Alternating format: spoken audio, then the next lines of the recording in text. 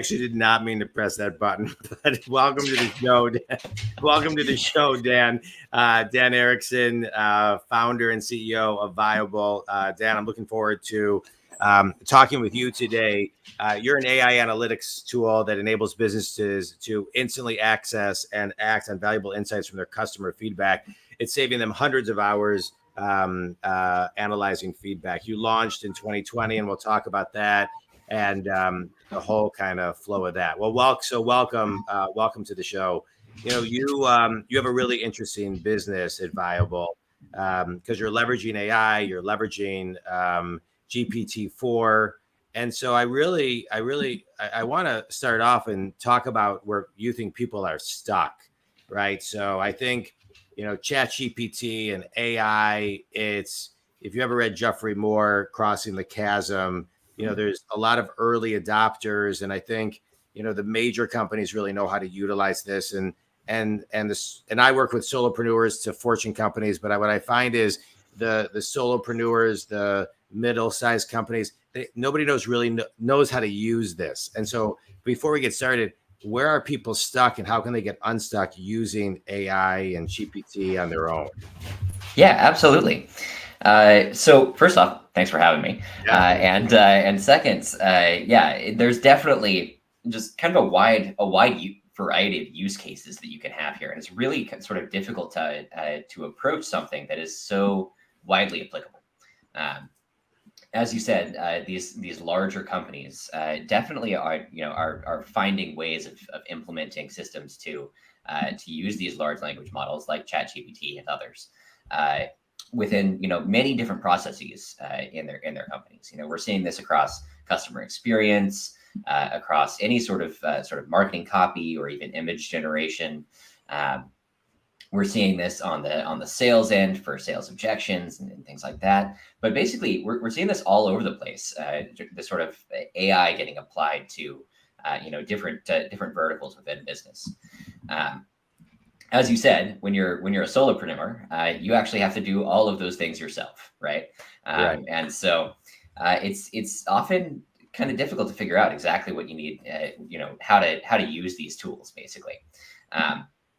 That said, I actually think that these things are going to level up the early stage and solo entrepreneur experience much more it'll be much more helpful for them than it will be for sort of the larger companies that are out there.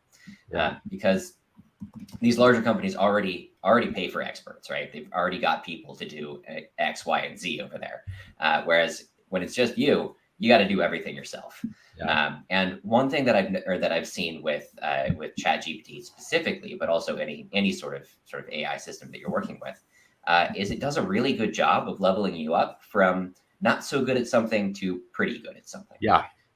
It doesn't usually help you go from pretty good at something to great at something, but it does often get you kind of a base layer of skills for every single task that you have to do. Yeah. Right. So that's how I would approach it. Yeah, I think that's a great way. I use ChatGPT a lot, and one of the ways the community I use it is in that way. If I'm brainstorming an idea or I need a thought, I almost think it as if it's like a person just helping me brainstorm. What's a different word for this? How could I phrase this a little bit differently? And it does. It just kind of levels me up and gets me thinking. That was great. All right, good. Thank you for that. Thank you for that, Dan. All right, let's dive into your business. I want to remind the Think community, you're saving hundreds of hours of analyzing feedback. Let's first talk about the power of feedback. I think it's critical, but let's start there and work backwards. Yeah, absolutely. So why is feedback important? Absolutely. Well, first off, we can't really learn without feedback, right? When you think about the scientific method, right, it can be sort of distilled down to a 3-step process. Now, the sort of technical definition of the scientific method has many more steps than this, but at its core, it's really 3 things. One is collecting data.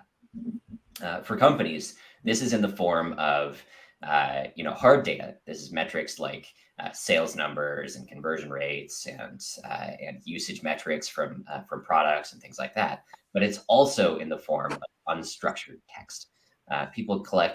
Companies collect this data all the time. In fact, actually, 80% of data that is collected by companies today is unstructured text. It's things like customer support tickets and customer call transfer,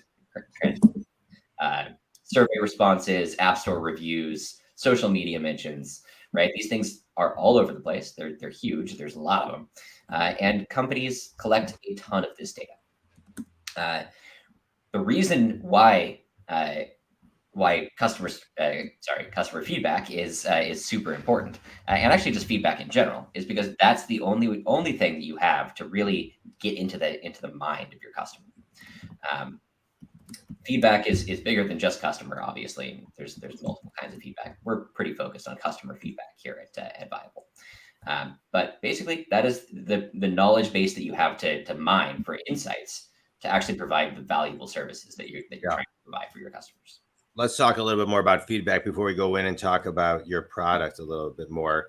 There's also the, how do you dissect good feedback from bad feedback, and I always think of the Sam Walton story, where not that anything is bad, but, the story goes that Sam Walton would, the board would bring him, he'd have these meetings and they'd bring him all this data, and he looked around the table and he would think, well, nobody at this table even shops at Walmart. So he'd go to the local diner, have some pie and talk to his clients, and then come back and say, okay, you gave me all this data, but here's the data that's important to my clients. Yep. And so feedback, just talk about, once you get feedback, all feedback is not created equally. Yeah, absolutely. In fact, actually, there's many things that make feedback good. One of them is like you mentioned there, you've got to get feedback from the right people, right? So first off, if you're just getting feedback from whoever, you're probably not prioritizing the action that you take on that feedback correctly. Right. So that example of the board meeting versus talking to people at the diner, that's a perfect example of this, of what I mean here. Second, however, there's also varying degrees of feedback, right? So unsolicited feedback is often a lot more insightful than solicited feedback. Right. So, for example, the stuff that your customers are telling you in your customer support tickets, probably a lot more actionable than the survey that you send out in asking for, say, NPS, for instance. Right. So you do your NPS survey, you give your 1 to 10 answer on there, and then you ask them why. Right. That is solicited. You've actually sent them a request to give you stuff. They were not prompted to do so by themselves. So it's going to be whatever comes off the top of their head. Right. Useful, but not as useful as the person who had some acute pain and reached out to you and said, I need you to help me fix this. Right. So two very different kinds of feedback. One is much more useful and much more actionable than the other. Yeah. All right, good. Thank you for that. And so now let's talk about you. So now let's just kind of continually rewind, saving hundreds of hours. As a business coach, I work, Dan, with people all over the globe. And one of the things I work with solopreneurs to Fortune companies, everything in between. But I talk a lot about and help people with their time. When I was 18 years old, I'm 51 now. My dad signed me up for a Franklin Planner time management course, weekend course. I was the youngest person by what felt like 300 years. But I went and I took this like at a hotel, with people. And I became obsessed with time management. And I now teach time management. And it's amazing, when I go in and I teach for a room, whether it's 10 people or 300 or 1,000 people, everybody walks away saving so many hundreds of hours through the course of a year with really, and not to take away from my presentation, because I think it's great, simple suggestions that I've kind of picked up, learned, and do. And see work for other clients. And so there's a lot of power in saving hundreds of hours because those compound over time in a good way or in a bad way. If you're going the wrong way with the wrong information, you're going the wrong way and you're going backwards. So talk about how you are saving clients hundreds of hours and then what they can do with those hundreds of hours. Yeah, absolutely. So first off, we save our customers a bunch of time just by automating these previously manual processes for analyzing feedback. When we were first getting started here, we talked to a lot of different teams that actually had done this process manually before. Basically, what Viable does is we take data in from many different sources, things like Zendesk, Intercom, but also things like App Store reviews or survey responses or social media mentions. Basically, anywhere your customers are talking to you or about you, we can plug into, pull that data into one place, become that system of record for customer feedback for you, and then automatically analyze that data set for you. Generally speaking, the way that this would be handled prior to something like Viable would be you would have somebody on your product team or your customer experience team who would then go in and find all this data themselves. They pull it into Excel or Google Sheets or something like that, and then they'd read through each one and manually tag each individual customer support ticket, call transcripts, survey response, whatever, with topics and pain points that people are talking about. Generally speaking, we find that there's one or two topics that humans identify in each one of these.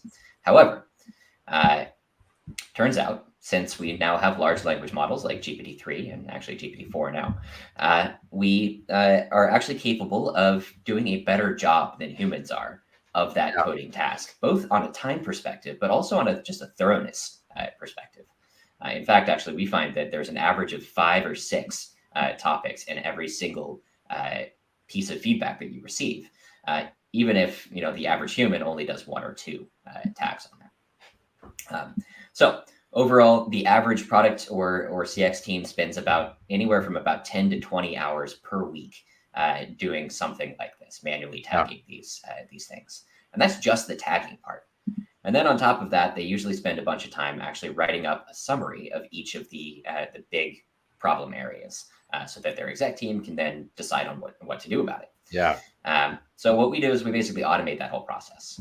We pull all that data in, we organize it for you, we do all that tagging for you automatically, and then on top of that, for each sort of grouping of tags that we've applied, we actually do a full in-depth analysis for you. A good 10 paragraphs of actual generated analysis text that covers what are people saying, who are saying it, why are they saying it, and what should you do about it.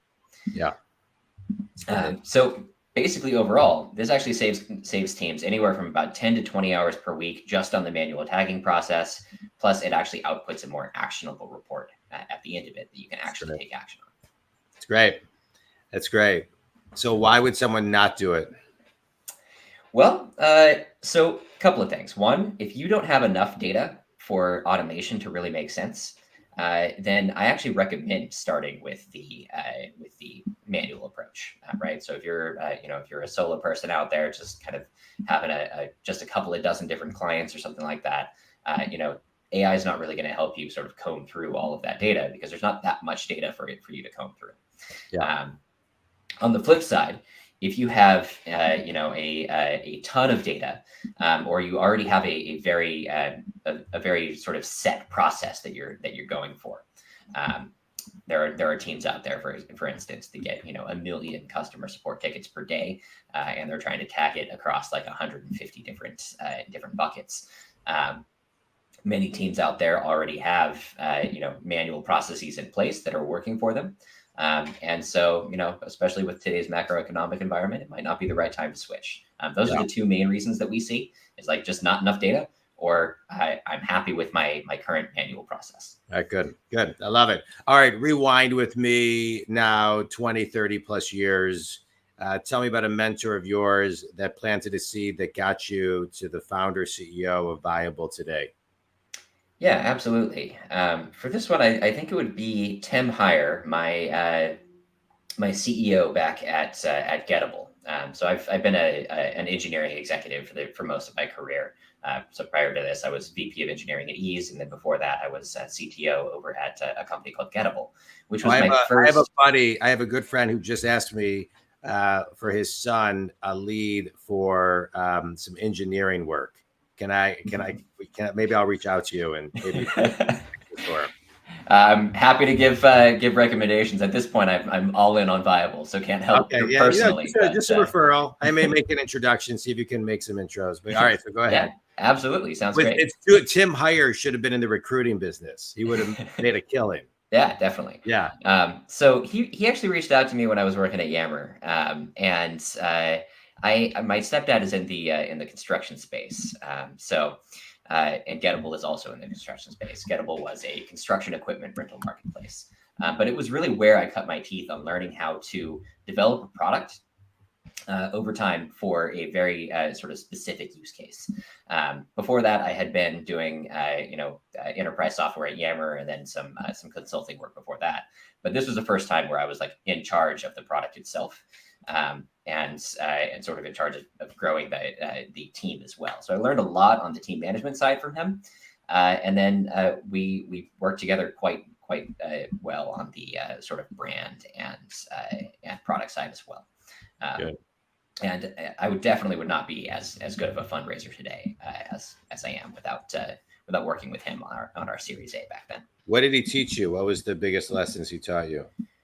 I think the biggest thing was all about maintaining relationships. I think that business is a relationship game, and I think if you study really any successful career out there, it's not really the effort they put in, or making the right picks on the right companies to join. It's almost all about the network that they built and the strength of those connections within it. And I think out of everybody I've worked with, Tim is probably the best networker that I've met. What does he do that's so good? First off, he does not shy away from cold outreach. So I think a big mistake that a lot of early entrepreneurs make is being timid about their outreach. If you have a problem that you think somebody can help you solve, just ask. More often than not, somebody will actually help you out. Yeah. And I think a lot of people are, just have a little bit of fear around that. And Tim taught me to be fearless. Yeah. It's interesting. I sometimes have people call me and, who are in college or right out of college and say, "Oh, I emailed 5 CEOs from LinkedIn and no one got back to me." And so I say to them, "Well, just pick up the phone and call them." Yep. Like, what? I don't want to annoy them. Well, you're not annoying them. That's what they want. They're not interested in talking to somebody who just emails, and they want to hear your energy and your the chach. So yeah, I love that. No, I think that's spot on. Who's your ideal client at Viable, Dan? So at Viable, it is any company that is currently growing, that has at least about 1,000 pieces of feedback coming in per month. That could be 1,000 support tickets or 1,000 survey responses, that kind of thing. Typically speaking, our buyers are heads of product. So CPOs, VPs of product, directors of product, that kind of thing, because we help them sort of figure out how to change their product to better fit their users' needs. Perfect. All right, quick speed round. You ready? Sure. A book, an article, or a TED Talk that had the biggest impact on you? I think the most actionable book that I've read is Atomic Habits by James Clear. It's the greatest. I've read it a couple of times now, and every time I read it, there's a new gem that comes out of it. It's the greatest. It's the greatest. Yeah. Best piece of wisdom you've ever received? Ooh, I'm going to go with this comes from my dad, and then also which comes originally from his dad, which is, if you're going to do something, do it right. Yeah. Amen to that. Amen to that. One thing you wish they taught you in high school or college? Oh man. So first off, I didn't go to college. I'm a college dropout. But even better. One thing that you wish they taught you in high school. Yeah. So it's actually the both things. It is the more practical side of the world. I think that. So for example, filing taxes. Right. This is stuff that just does not get covered in high school education or even college education with a lot of things. And it's like personal finances. It is, proper habits for making sure that you're remaining healthy. Right. These are things that we kind of shy away from because they're not academic. They're more of just how to live a good life. Yeah. And I think that is sorely missing in modern education. Yeah. Good. I love it. Finish this sentence. One thing everybody can do to get more comfortable with AI is just start playing with it. Wow. A lot of these things are free to use. Chat GPT, for instance, you can go use that for free. Or for 20 bucks if you want the good version. I get the good version. Yeah. But yeah, honestly, just start playing with it. It's not as scary as it seems. Yeah, I love it. Tell people again where they can connect with you and learn more. Absolutely. You can learn more about Viable at askviable.com. Right. Think community, we talk a lot about AI. We talk a lot about saving time. We talk a lot about feedback, the power of everything Dan was talking about. And he kind of wrapped it up in one of everything that he's doing. We grow our businesses in many ways. And one of the most effective ways that we can do that is with real-time feedback. And so if Dan's services resonate with you, reach out to him. And you can always reach out to me at jondwoskin.com. Dan, I appreciate it. This was great. Thanks for sharing your wisdom. And stay on for a minute and we'll catch up a little bit more. Think community, thanks so much. Dan, appreciate your time. This was great. Thanks for having me, John.